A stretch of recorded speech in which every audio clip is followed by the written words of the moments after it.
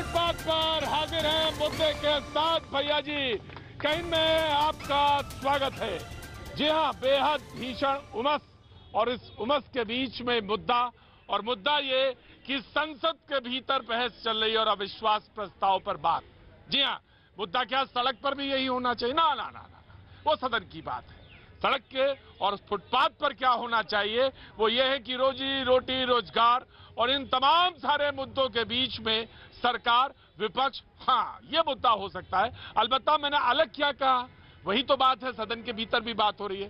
बहरहाल ये सब कुल मिला के बातचीत यही है कि आज हम यहाँ फुटपाथ पर कनॉट प्लेस में मौजूद भैया जी कहीं में सवाल के साथ मौजूद हैं। सवाल ये है कि एनडीए की पुरानी सहयोगी टीडीपी के मुताबिक कि अविश्वास प्रस्ताव की मदद से क्या विपक्ष मोदी सरकार में घबराहट पैदा करने में कामयाब हो पाया है? घबराहट है सरकार में या नहीं, या गणित या नंबर सरकार के पक्ष में है? बहरहाल गणित की बात करें और मैथमेटिक्स की बात करें तो उसके मुताबिक तो नंबर है, लेकिन सवाल यह है कि सुनामी आ सकता है, भूचाल आ सकता है। इन तमाम सारी बातचीत के बीच में हमारे साथ हमारे मेहमान मौजूद रहेंगे, मुद्दे रहेंगे, लेकिन सबसे पहले जनता की बात, जनता के मुद्दे, जनता के बीच से शुरू करेंगे। जी आप जब आया करिए ना तो हुजूर आले पहुंच जाया करिए। आप जनता का प्रतिनिधित्व करते हैं जी, तो आज आप कुछ कहना चाहते हैं? जी बिल्कुल, जी बिल्कुल कहना चाहते हैं सर। हाँ, कहना चाहते हैं कि ये अविश्वास प्रस्ताव पत्र, अविश्वास का जो मुद्दा आपने बताया सर, हाँ, ये मुद्दा बहुत बड़ा नहीं है। हाँ, मुद्दा हमारे साथ है। घबराहट मेरे अंदर है, घबराहट उन सरकार में बैठे हुए लोगों के साथ नहीं है जी। मेरे साथ मुद्दा ये है, मैं आप तमाम लोगों से पूछना चाहता हूं और हृदय की समस्त चेतनाओं के साथ मैं करबद्ध प्रार्थना करके ये बात आपसे पूछना चाहता हूं कि कहां गए वह दिन? कल ही की तो बात है। कल जो हम होली के दिन गले मिलते थे, आज एक दूसरे का गला काटने पर विवश हो गए हैं। यह विवशता कैसी है? यह कैसी खाइयां हैं जो आपने हमारे बीच में पैदा कर दी है? कल होके जो हमारी आने वाली पीढ़ी है, जो ये नौनिहाल बच्चे हैं, अभी सर जो लॉ की एक स्टूडेंट यहाँ खड़ी है, इंजीनियरिंग कर रहे जो बच्चे हैं, कल मुझसे पूछे कि आपने कौन सा भारत मुझे दिया है, तो हम क्या जवाब देंगे? पहले तो ये बात आप बता दीजिए और हम आपका समाधान बता देते हैं कि आपके संसद में, आपके विधानसभा में जो अविश्वास प्रस्ताव पत्र है उसका कल्ला चिट्ठा क्या है, यह मैं बताऊंगा। क्या बात है, ये जनता की आवाज है और जनता के बीच में ही मिलती है फुटपाथ पे। तो आप बेहिचक जनता का प्रतिनिधित्व करिए और हमारे मेहमानों के बीच में शामिल हो जाइए। आपको कोई नहीं रोक सकता, हमारे जैसे लोग भी नहीं। जाइए, बैठिए, जाइए हुजूर अली, उधर बैठ जाइए, वहां पे उस तरफ। जी बैठे। आशीष जी इनको जगह दीजिए। बहुत बहुत शुक्रिया। तो नाम बताते जाइए अपने साहब, मैं नाम भूल जाता हूँ आपका। जी दयाशंकर। जी दयाशंकर जी, आप बिहार से है ना? बिहार से है ना हुजूर अली? अरे कहीं बैठिए भाई, कहाँ से हैं आप? जी बिहार से। बिहार से। तो बैठिए दयाशंकर जी। तो ये सवाल था कि आखिर हम अपने बच्चों को क्या दे के जा रहे हैं, ये सवाल था। बड़ा सवाल है कि अभी लॉ का एक स्टूडेंट खड़ा हुआ था और एक इंजीनियरिंग का स्टूडेंट खड़ा हुआ था, उसी के बीच में बातचीत हो रही थी। बहरहाल जनता के बीच में जनता की बात एक निकाली हमने। और कोई इधर बोलना चाह रहा है? बाबूजी बहुत चिंता में है, क्या बात है? जरा थोड़ा अपना वो बटुआ पर्स भी ध्यान में रखिएगा। यहाँ मुझे बार बार बोला जाता है यहाँ पे। क्या नाम है आपका? सीताराम है। सीताराम जी जी, आप थोड़ा पीछे, मैं फिर देखता हूँ किस तरीके से आप बात कर रहे हैं, तो उस तरीके से मैं फिर आप मतलब मेरे हिसाब से आप ढल जाएंगे ना? क्या बात है, जरा आप पूछिए और फिर मैं आपके हिसाब से ढल जाऊंगा। यही है राजनीति और यही है राजनीति की ढाल। जी बाबूजी बताइए।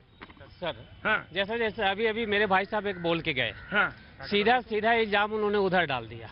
मैं उनसे सहमत नहीं हूँ। बिल्कुल जरूरत हर नहीं है। हर हाँ, बात का कारण मैं हूँ। हाँ, हमारे बीच में कोई विवाद नहीं घोल सकता। हाँ, हम आराम से होटल में बैठते हैं, चाय पीते हैं, कोई विवाद नहीं। हाँ, बस में आते जाते हैं, कोई विवाद नहीं। हाँ, आखिर क्या है कि एकदम से आ जाता है। हाँ, उसके लिए दोषी हम ही हैं। हाँ, अगर हम चाहेंगे कि हमें प्रेम से रहना है, हाँ, हम चाहेंगे भाईचारे के साथ रहना है, हाँ, मिलकर रहना है, दुनिया की कोई भी ताकत हमें अलग नहीं कर सकता। तो हम सिर्फ उधर इल्जाम नहीं लगाएं, हम अपने अंदर झांक के देखें कि हम उसके लिए क्या कर रहे हैं। हम उसके लिए क्या कर रहे हैं? नाम हो गया आपका? मुन्ना सिंह। मुन्ना सिंह जी। मुन्ना सिंह जी ने कहा कि ये इल्जाम नेताओं पे नहीं, पार्टियों पे नहीं, हमारी तरफ होना चाहिए। दया जी ने बात कही थी, एक जनता के बीच की आवाज थी। एक मुन्ना भाई ने बात कही। मुन्ना भाई से मतलब मुन्ना सिंह ही है। मुन्ना भाई नहीं जी। तो मुन्ना जी ने भी एक बात कही और ये सवाल बड़े हैं सवाल। तुम आज आ गई जॉब खत्म करके कि अभी जाना है? नहीं, छोड़ दी मैंने। नौकरी छोड़ दी? क्यों? 7,500 में क्या होता है? 7,500 में सैलरी में क्या होता है? ये तो तुम्हारी शादी हो गई अभी? नहीं, नहीं। 7,500 रुपए में क्या होता है, इसलिए नौकरी छोड़ दी? ये केजरीवाल के लिए शर्मनाक है। क्यों? तो मिलता क्यों नहीं? पहली बात तो घर वाले, चुप रहिएगा जी। पहली बात तो घर वाले कहते हैं कि 12 घंटे तुम काम करने जाते हो और तुम 7,500 सैलरी लेके आते हो। ऐसा कौन सा सर है जो तुम्हें 7,500 रुपए सैलरी देता है? उसमें तुम्हारा घर का खर्चा क्या चलेगा? तो मायने रखता है। एक तो हमारी 10 से लेके रात के 9:30 छुट्टी होती है, घर पहुंचते हैं 10:30 बजे। तो कहते हैं ऐसी कौन सी जॉब है जो तुम्हें रात के 11 बजे मैं छुट्टी देखता हूँ तुम बहुत मेहनत करती हो और 7,500 में तू नौकरी करने जाती, क्यों करने जाती है? 7,500 रुपए में क्या होता है, घर कैसे चलता है, ये सवाल है। इन सवालों के साथ कुछ नौजवान भी खड़े हैं, कुछ बुजुर्गवार भी खड़े हैं। जी क्या नाम है साहब आपका? मेरा दीपेंद्र नाम है। जी दीपेंद्र जी, कहाँ के रहने वाले, पहले परिचय दीजिए। मैं काफी समय से तो दिल्ली में रह रहा हूँ, वैसे मैं यूपी बुंदेलखंड का रहने वाला हूँ। बुंदेलखंड के रहने वाले, जी वाह। मैं ये नो कॉन्फिडेंस मोशन के बारे में कहना चाह रहा था। हाँ। कि बेसिकली इसमें होना तो कुछ है नहीं, सभी को पता है कि गवर्नमेंट के पास पूरे नंबर हैं। हाँ। और वो कॉन्फिडेंस भी है, बट यही है कि विपक्ष को दिखाना था अपने आप को कि वो कुछ कर रहे हैं, नहीं तो वो बिल्कुल लाइमलाइट से खत्म हो इससे चुके हैं। फायदा किसको, सरकार को मिलेगा या विपक्ष को मिलेगा? सरकार को भी अपनी एक बात आगे मनवाने में थोड़ा बेनिफिट होगा, क्योंकि विपक्ष बार बार कहता कि हमें कुछ बोलने नहीं देते। तो उन्होंने कहा कि चलो ठीक है, आप इस चीज को कर लीजिए आगे जो विश्वास केवल सरकार को सदन चलाने का मौका तो मिल नहीं रहा था, कम से कम बात रखने का तो मौका लग गया। जी कहाँ से हैं आप? जी जी खड़े हुए कहाँ से हैं? डिस्ट्रिक्ट गोंडा से। गोंडा से? गोंडा तो उत्तर प्रदेश में।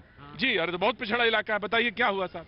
सर ये हुआ कि लड़का महाराष्ट्र में काम करता था। आपका लड़का? हाँ जी। जी। और वहाँ पर ये जान के लड़का मारा, मशीन चलाई के लड़का मर गया? मर गया। ओहो। खत्म हो गया। फिर तो कार्रवाई यहाँ से सुनवाई नहीं हुआ। कहीं सुनवाई नहीं? तो महाराष्ट्र गए थे आप? महाराष्ट्र गए थे उस समय। हाँ। तो बोला कि लड़का तुम्हारा जिंदा है, उस समय बोला। हाँ। सेठ। हाँ। और लड़का एक्सपायर हो गया था। सेठ ने बोला जिंदा है, लेकिन लड़का मर चुका था। मर चुका था सर। वहाँ कहाँ पे काम करता था महाराष्ट्र में? भिवंडी के पास। भिवंडी के पास। तो अब कैसे क्या होगा, क्या सोचा? BSc और MSc सब लड़के की हाँ और घूमत है। जब नौकरी चाकरी नहीं मिलते तो अगर लड़के बाहर न जाती नौकरी करे लिए तो काहे मार डाला जाती। जब अपने देश में काम मिले तो काहे जाती। इतना गरीब आदमी मजदूरी के कोनो में हम लोग पढ़ावा लिखावा का, जब मेरे बच्चन का ना ही नौकरी चाकरी मिला तब हमारे बच्चे बहरे चला गए। तब बहरे जाके मारा रगे जान चला गया। अब कमाने वाला कोई नहीं है, बताओ से ज्ञान बिटिया शादी ब्याह करेला, अब कमाने वाला कोई नहीं है, कैसे घर चली? कर लीजिए साहब, बहस करिए। जितनी अच्छी बहस आप करेंगे उतना ही अच्छा वातावरण पैदा होगा बाहर। लेकिन साहब जमीनी हकीकत ये है, देख लीजिए आके। BSc किया हुआ था लड़का, गोंडा के रहने वाले हैं, उत्तर प्रदेश के। गया था भिवंडी में महाराष्ट्र में काम करने बाद, लेकिन उसके बाद जिंदा नहीं लौटा। कितने बच्चे हैं आपके? 3 ही महीने में एक्सपायर हो गया। 3 बच्चे? नहीं रोइए ना, मत रोइए। बड़ा बच्चा मारा रहा। ये कहीं लड़का मेरा कमाता था, पूरा घर मेरा चलता था। हम हमारे बच्चन के पढ़ाई लिखाई सब झूठ गवाह। आंखों से ढुलकते आंसू इस बात के सबूत है कि कितना कष्ट और कैसा कष्ट है ये। जी इसका सहज अनुमान लगाया जा सकता है कि ये क्या है। आप बहस करिए, खूब बहस करिए, जमीनी हकीकत ये। आशीष मैं आपको खड़ा करना चाहता हूं। आपका एक सेल है जी, मैं चाहता हूं कि उस सेल में जाके इनकी बात को रखा जाए, कम से कम कार्रवाई तो होनी चाहिए। बिल्कुल। देखिए मैंने इनको बताया कि बीजेपी हेडक्वार्टर में प्रथम तल पे वहाँ पे एक जन सहयोग केंद्र बना हुआ है और मैं यहाँ पे उपस्थित सभी लोगों को बताना चाहता हूँ, चूंकि सभी लोग इसी देश के हैं। अगर किसी को कोई समस्या है, अगर कोई नहीं सुन रहा है तो बीजेपी हेडक्वार्टर प्रथम तल पे जन सहयोग केंद्र बना हुआ है। आप कल जाएंगे वहाँ पे? हाँ बिल्कुल जाऊंगा। सर मैं एक बात कहना चाहता हूँ। बिल्कुल बोले दीजिए। सर मैं कहना चाहता हूँ, इनको बीजेपी सेल में जाने की जरूरत नहीं है, बीजेपी को इनके सेल में आने की जरूरत है। सर देश की जनता ये कह रही है कि अगर आपके पास दंगा करवाने के लिए मैन पावर बने हुए हैं, सारे एसोसिएट के लिए मैन पावर बने हुए हैं। दया जी मैंने आपको वहां से यहां इसलिए बैठाला है कि जनता की आवाज बने। आपकी नाराजगी मैं समझता हूं, लेकिन एक शब्द है, शब्दों को उचित प्रयोग होना चाहिए। गलत शब्दों का इस्तेमाल मत करिए। मैं आपसे कहता हूं, मैं व्यक्तिगत रूप से आपसे ये अनुरोध करता हूं कि कल अगर आप कार्यालय में 11 बजे हो तो इनकी बात जरूर रखें। किसी दुखियारी की आवाज वहां तक पहुंचा देना और न्याय मिलना ये बहुत बड़ी बात है। मैंने इनको बता दिया कि 12 बजे के बाद आप कभी भी आ जाइए। डेली वहाँ पे एक केंद्रीय मंत्री लोगों की समस्याएं सुनने के लिए आते हैं। जन सहयोग केंद्र बना हुआ है और मैं भी वहाँ पे रहूंगा। हमने नंबर भी लिख दिया हुआ है। जो व्यक्ति वहाँ पे देखते हैं, मैं अपना भी नंबर दे देता हूँ और मैं वहाँ पर उपस्थित भी रहूंगा। जी बैठिए, कल 12 बजे आंसू पोछिए, पानी पीजिए और बैठिए। और अगर आपकी मन हो तो बैठिए, अन्यथा जा भी सकते हैं। जब तक मन हो तब तक बैठिए। हमारे मेहमान हमारे साथ मौजूद हैं, मैं उनसे तारुफ कराना चाहूंगा जो हमारे साथ मेहमान आए हैं आज। जी आशीष सूद जी बीजेपी का पक्ष रखने के लिए हमारे साथ मौजूद हैं। आशीष जी बहुत बहुत शुक्रिया। सुलेमान मोहम्मद खान साहब कांग्रेस का पक्ष रखने के लिए मौजूद हैं, बहुत बहुत शुक्रिया सुलेमान साहब। राजकुमार भाटी को समाजवादी पार्टी का पक्ष रखने के लिए कुछ देर बाद हमारे साथ मौजूद रहेंगे, बहुत बहुत शुक्रिया। अजय उपाध्याय जी राजनीतिक विश्लेषक के तौर पर हमारे साथ मौजूद हैं, बहुत बहुत शुक्रिया अजय उपाध्याय जी। हमारे साथ प्रीति पांडे सामाजिक कार्यकर्ता के तौर पर हमारे साथ मौजूद हैं, बहुत बहुत शुक्रिया प्रीति। हमारे साथ अवधेश कुमार जी वरिष्ठ पत्रकार के तौर पर हमारे साथ मौजूद हैं। और आज आपका जन्मदिन भी है तो जरूर भैया जी कहीं में बहुत समय से आ रहे हैं, जरूर ताली बजानी चाहिए। अवधेश जी बहुत बहुत शुभकामनाएं, मंगल कामनाएं आपके कि आप अच्छा करें। हमारे साथ पुष्पेंद्र कुमार जी मौजूद हैं, किसान नेता हैं, हमारे साथ मौजूद हैं, बहुत बहुत शुक्रिया। और हमारे साथ शरद कोहली जी मौजूद हैं, अर्थशास्त्री के तौर पे, बहुत बहुत शुक्रिया। और जितनी कलरफुल आपने जैकेट पहनी, खड़े हुई है, जितनी कलरफुल आपने जैकेट पहनी है, अर्थव्यवस्था ही इतनी चटक और इतनी कलरफुल हो तो बहुत अच्छा होगा। चटकदार है और आप देखेंगे चटकदार निकल के आएगी। और सबसे ज्यादा चटक तो पार्लियामेंट में देखने को मिलेगी। जी जी बहुत बहुत शुक्रिया, बहुत बहुत शुक्रिया। और हमारे साथ अरुण मल्होत्रा जी रेडी पटरी का प्रतिनिधित्व यहाँ पे कर रहे हैं, बहुत बहुत शुक्रिया। बगैर किसी वक्त गवाए हम सीधे सुलेमान खान साहब जाना चाहते हैं। सुलेमान खान साहब बहस तो हो रही है, बहुत छीटाकसी भी चल रही है, तंज भी कसा जा रहा है। किसी ने कहा कि 15 मिनट में देखें भूचाल आता है या नहीं आता है। किस मामले में आप सवाल पूछ रहे हैं? सवाल आपने कहा था, फिर आपके नेता ने कहा था सिर्फ 15 मिनट दे दीजिए भूचाल आ जाएगा, तो वहीं पे तंज कैसे जा रहे हैं, मैं तो वहीं से निकाल के आपको बता। देखिए ये जो पूरे देश का इस टाइम हाल है, ये जो अविश्वास प्रस्ताव कांग्रेस पार्टी और विपक्षी दल भी लाए हैं, नो कॉन्फिडेंस मोशन, ये किसी मेंबर ऑफ पार्लियामेंट या किसी दल का अविश्वास प्रस्ताव नहीं है। ये देश की जनता का अविश्वास है भाजपा में और मोदी सरकार में। ये किसानों का अविश्वास है, ये नौजवानों को जो नौकरी मांग रहे हैं उनका अविश्वास है, ये इकोनॉमी का जो बदहाल किया हुआ है उसका अविश्वास है, ये दलितों पे जो अत्याचार हो रहा है वो नो कॉन्फिडेंस है। तो ये सरकार के खिलाफ जो नो कॉन्फिडेंस मोशन हम लाए हैं पार्लियामेंट में, जिस पे कल बहस होगी, जो भाजपा की सरकार लगातार अहम मुद्दों पे देश में जिससे देश चलता है, गवर्नेंस से रिलेटेड जो मुद्दे हैं, जिस बहस से भाजपा बच रही थी, कल उस पे कांग्रेस पार्टी और विपक्षी दल हम उस पे बहस करेंगे और सरकार को बताएंगे। नंबर है। ये मैंने आपको इसीलिए शुरुआत इसलिए करी प्रतीक भाई, नंबर का गेम नहीं है ये देश की जनता के दिल की बात है। ये दिल की बात पे तो हंसना चाहिए था कि आप क्यों हंस रहे हैं मन की बात पे और दिल की बात पे? मैं इसलिए जो जिस तरह से ये कह रहे थे इसको प्रलाप ही कहूंगा। रोज ट्विटर पे यही बातें कहते हैं, 20 राज्यों के चुनाव में यही बात कह रहे थे और इतना बड़ा झूठ। अविश्वास प्रस्ताव का नोटिस तो टीडीपी ने दिया और टीडीपी ने नोटिस किस लिए दिया? नहीं, एक सेकंड। अविश्वास प्रस्ताव टीडीपी के नोटिस पे स्वीकार हुआ और टीडीपी ने आंध्र को विशेष दर्जे के लिए प्रस्ताव दिया है। ये तो राहुल गांधी की 20 राज्यों के फेलियर, अरे आपने बताया 20 राज्यों में फेलियर के बाद, अध्यक्ष पद पे फेलियर के बाद किसी तरह राहुल गांधी की स्वीकार्यता राजनीति में बनी रहे। आप दूसरी पार्टी में नहीं बोलेंगे वो फेल है? ये हमें नहीं बताएं कि हमारी पार्टी का अध्यक्ष पास है या फेल है, ये कांग्रेस पार्टी के लोग तय करेंगे। पूरी जनता को अविश्वास हो चुका है इस केंद्र सरकार पे। 20 राज्यों में भाजपा, केंद्र में तो लोकतंत्र का हिस्सा है। आप दो थे, आप तो फिर ये कैसे कह सकते हैं? मगर कैसे अपना लेबल लगाने का काम कांग्रेस कर रही है? टीडीपी अपने राजनीतिक एजेंडे को, अरे सरकार भाजपा की है, कांग्रेस को ना कोसे। बीजेपी सरकार हर जगह भाजपा की है, 20 राज्यों में भाजपा, केंद्र में भाजपा, और 5-4 साल से बर्बाद कर दिया। ये साबित करें हम फेल हुए, उस पर मुद्दे पे करें। कभी करते हैं, कभी कहते हैं। कैसे ये साबित करें कि हम फेल हुए? ये साबित करें कि हम फेल हुए। 4 साल बनाम जी 65 साल, कितने साल?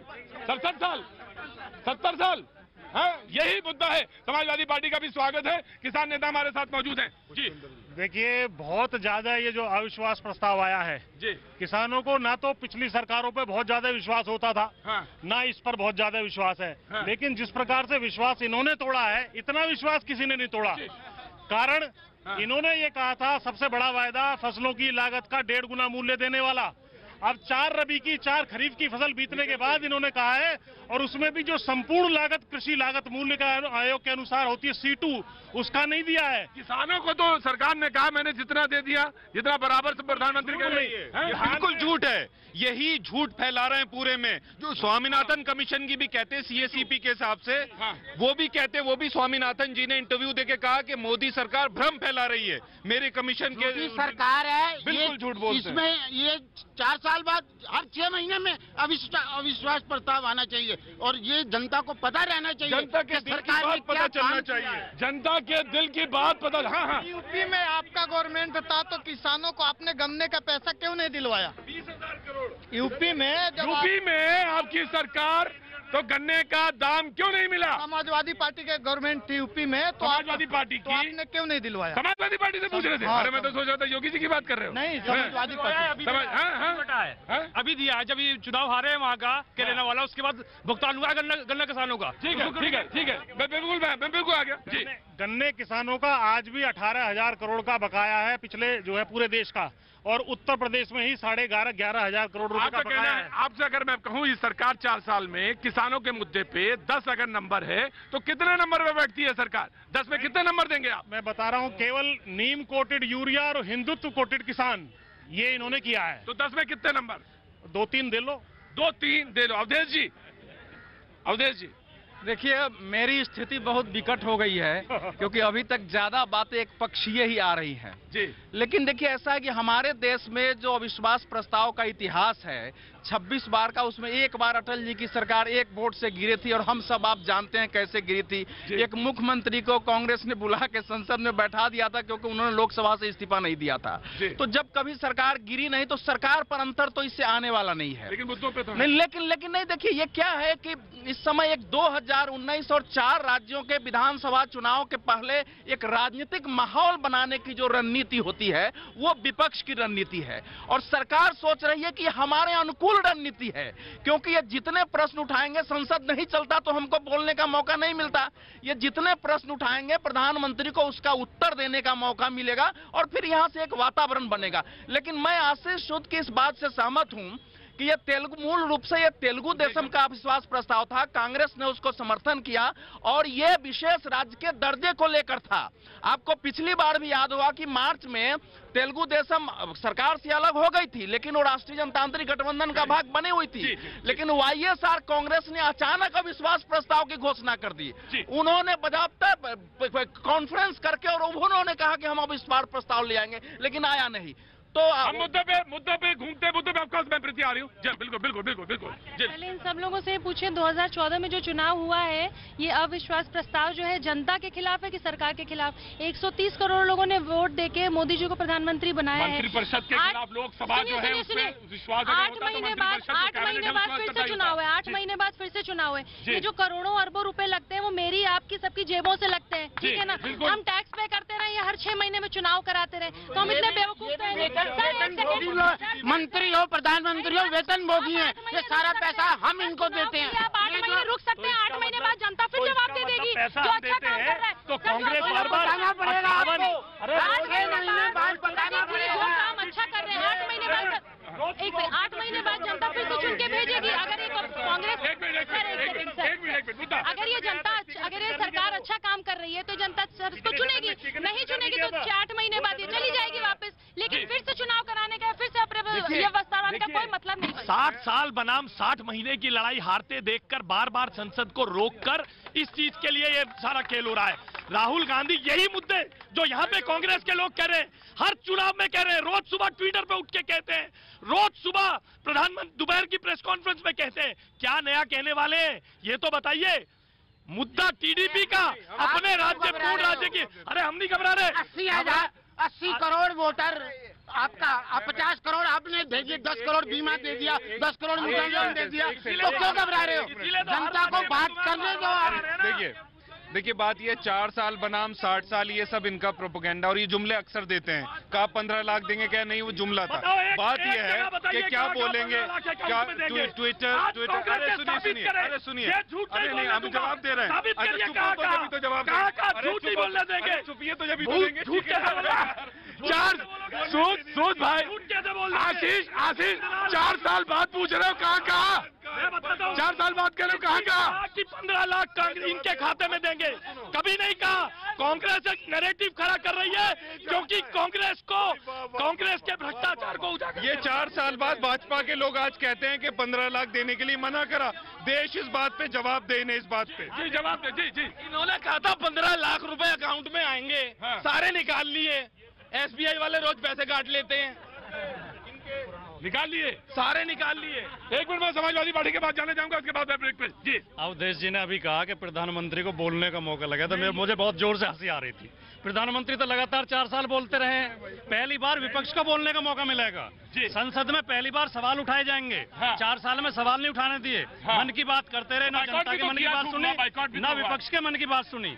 और संसद में जब बोला जाएगा तो तथ्यों के आधार पर गंभीरता के साथ बोला जाएगा। संसद में ये नहीं कह सकते हैं कि महात्मा कबीर और गोरखनाथ एक साथ बैठ कर चाय पिया करते थे और चाय मेरी दुकान से ही आती थी।